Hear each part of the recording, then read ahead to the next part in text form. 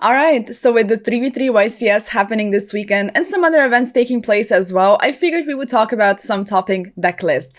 If you like this video, make sure to give it a like, as well as make sure you're a sub and ding the bell so you are notified when I post. So we're going to be starting with my list, actually. This is a very shameless plug of me doing well this weekend. I got second place at our OTS championship and I played Rescue Ace Snake Eye, which is like a little out of the ordinary, so I really wanted to cover this list.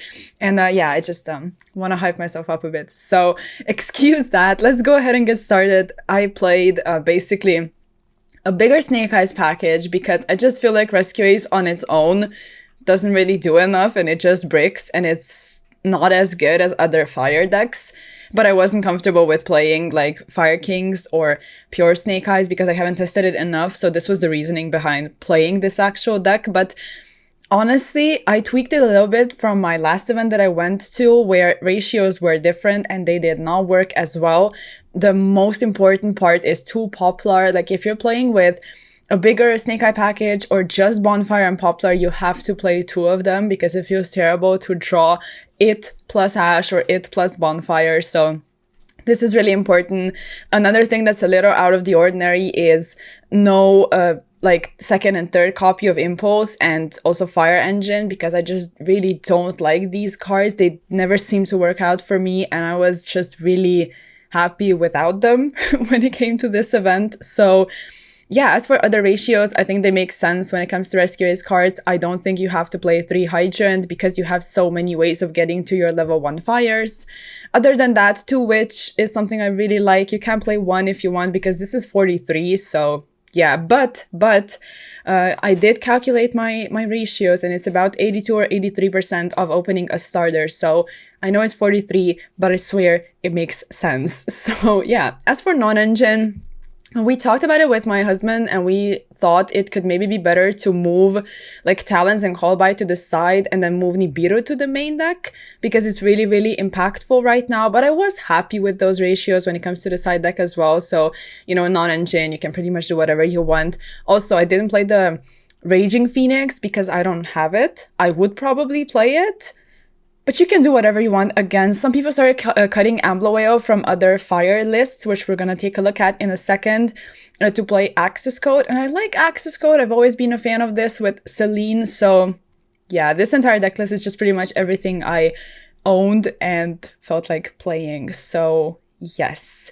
Other than that, it's very standard, you know, just Cosmic, Soul Release, the third Talons and stuff like that.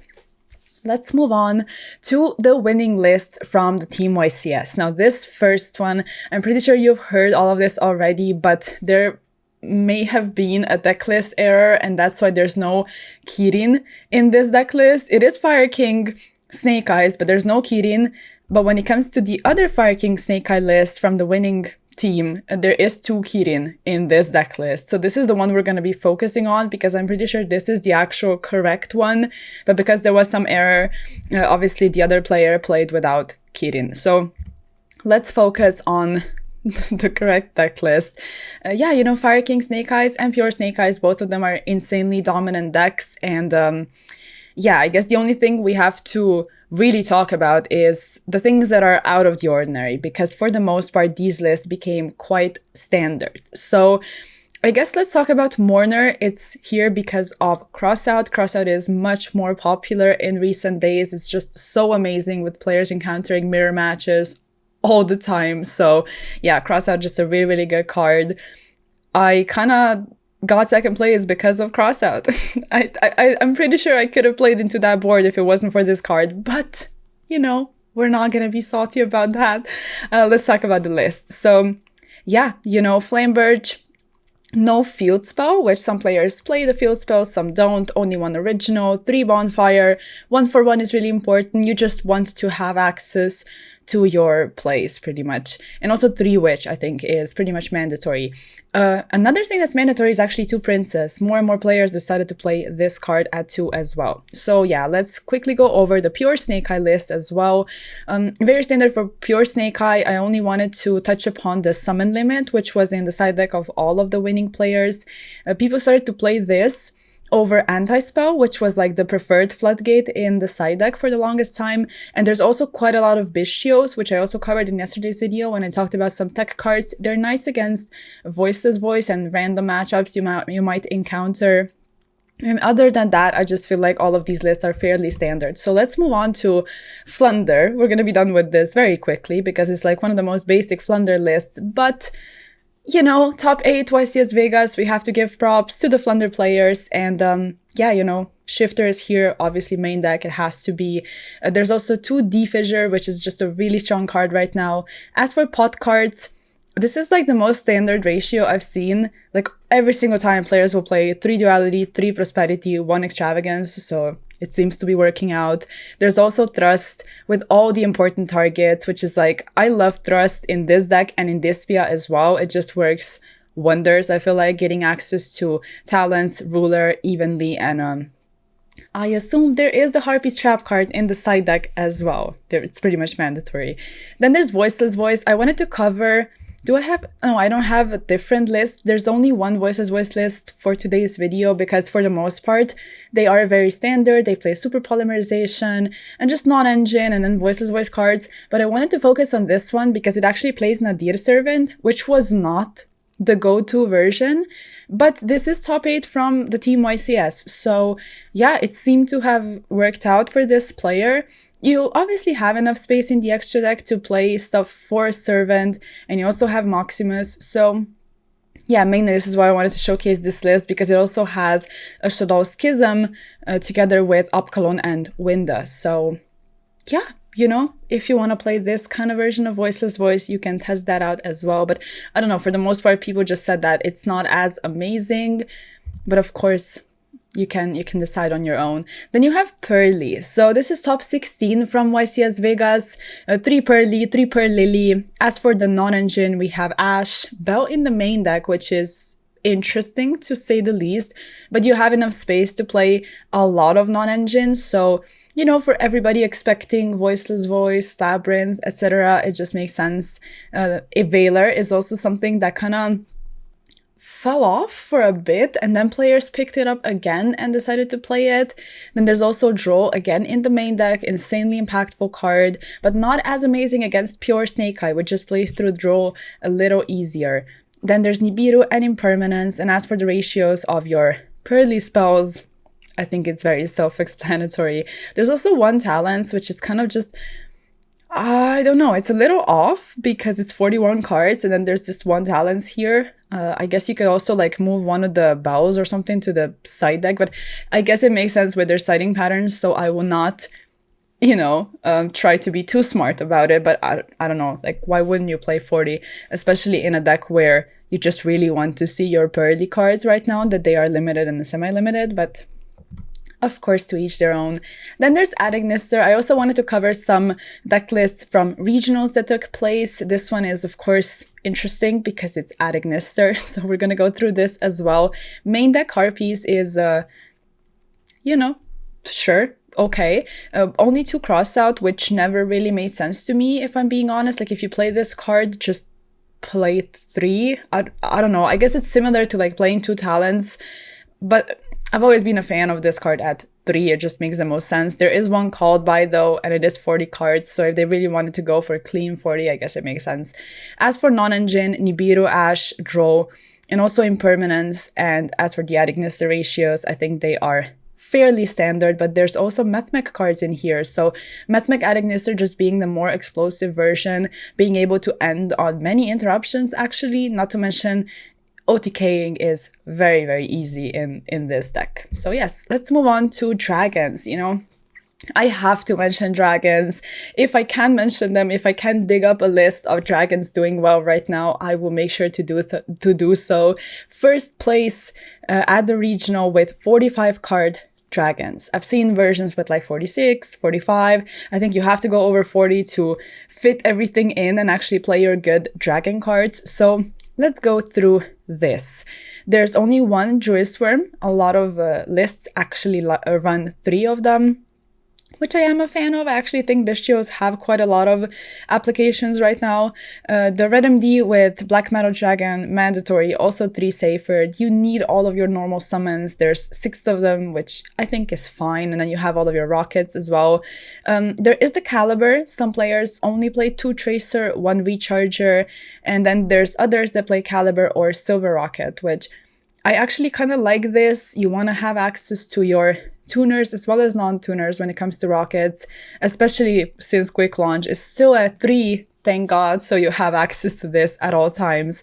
There's one for one, which I don't know, I guess this is fine. You want to get access to your Black Metal Dragon, but you are having to pitch a card. I guess that's not terrible if you draw like Abstrider or something like that. And as for non-engine, let's check this out. It's 2 Nibiru only. I mean, it is 45, like at this point, I don't know, just throw in the 3rd Nibiru and like play 46. But of course, you know, you can do whatever you want. As for Regained, I think it's really important to mention that I just think this card is really, really good. And a lot of times I will see players running 2 Regained, which makes a lot of sense to me. So yeah, you know, this player, of course, decided to not play it. And as for the extra deck, what is missing there actually? Because there's Chaos Angel, as well as Carlite, as well as the 3rd Seal. And I know for a fact that Dragon decks are just... extra decks are really, really tight. Like, there's no Hieratic Xyz, which I think is important. No IP. No access code. Okay, like... I would play those cards. Quite honestly, I would. Like, I don't think you need an extra Hieratic Seal, but... you know, let's move on to... what is this? Okay, Manadium Kashtira, basically it's just Manadium, you know, with Fenrir that you have to play, and Scareclaw Kashtira as well. Very standard Manadium list, actually. I love seeing this deck still do well. This is top 4 at the regional. Is there any ratio that really stands out to me? I don't think there is, actually. 41, which is fairly clean, but you do have to play that called by to make sure that you don't lose to cards like Troll, etc. So... yes, no extra field spells like Perle Rhino, which I think is just smart. You probably don't need it if we're being honest. And yeah, as for the extra deck, everything else is very standard. There is 1 Dweller though, which is cool. And the next deck list is going to be Super Heavy Samurai. So this deck became so popular, like literally out of the blue. Players decided to pick this deck up again, and what I really, really love about this deck is the fact that it's able to play through Interruption so easily because you have like a gazillion extenders. Like your entire deck is just extenders, and it's very explosive. Like Synchro Summoning is so easy in this deck. You're able to access, of course, your Therion plays as well, which is important. Like Fenrir is here, Shifter as well, like I don't know, honestly, this deck is looking very clean and it's so budget friendly, which I just love in this particular meta, obviously. So yeah, not to mention that you have like so much space for non-engine. Like half of your deck is just non-engine. So very, very clean looking list. And as for this next deck, we have Runic Drytron, which is top 4 at a regional. And you did hear this correctly. I said Runic Drytron, which is just so baffling to me. But let's check this out. So your Drytron ratios have to be 3 of all of them because you just want to actually play. And if you don't see your Drytron cards, like your 2-card combos, there's not much you can do, honestly. As for rituals, there's a lot of them. I'm kind of doubtful that you have the need to play both of the Drytron rituals, but of course, you know, this person probably tested Drytron much more than I did, so what do I know? But I don't know, there's a lot of rituals here. Also Vanity's Ruler, which is cool. Always been a fan of this card in Drytron. The turn skip, you have to play it. You know, some decks just kind of have to rely on the generate stuff to do well, I think, but it's fine, it's whatever, it's a Runic Drytron. So yeah, 1 Cyber Emergency and 1 Drytron Nova, which I guess makes sense because you draw anyway with your Runic cards. And yeah, honestly, I'm a fan of this because with Drytron, it was kind of like I touched upon before, you have to play all of these Drytron names and you have to get to your 2-card combos. If you brick, you're just passing. Honestly, there's not much you can do. So I love the fact that you actually play a deck where you get to draw a ton and see your engine. And Drytron was always one of those decks that didn't play a whole ton of non-engine. Actually, they played a couple impactful going second cards like Droplet, for example. But if you trim all of that off and you just play just engine with runics, I honestly think this makes a lot of sense. So I'm a fan of this deck, honestly. As for this one, I think this is the last list, actually. It's just gonna be Dispia. I always cover branded Dispia because it just keeps doing well. So let's talk about it. There is Nadir Servant here as well, just like we saw in the Voices voice list, which is cool. And, everything else is very, very standard, actually. 1 Gold Sark, Harpies in the main deck, which is interesting. 43 cards, but Dispia was always known to go over 40. 2 Mercurier, I guess this is fine as well. And I love the Shadal package in the Dispia extra deck. I've always been a big fan of this. I just think it's so clean to go for Ariel and just banish your opponent's graveyard. It's pretty much soul release that you actually can utilize, which is cool. And yeah, I think everything else is fairly standard. I'm not sure what these last 2 cards in the extra deck are, like the Effect Monster and the Fusion. I'm not as familiar with some of these tech cards, I guess. So if you know more about branded and the tech cards in the side deck, please leave your thoughts in the comments down below and let me know. But yeah, other than that, this is pretty much going to be it for the video. Hope you enjoyed. And yeah, like the video if you did. Let me know which list was your favorite, and I'll catch you in the next one. Bye!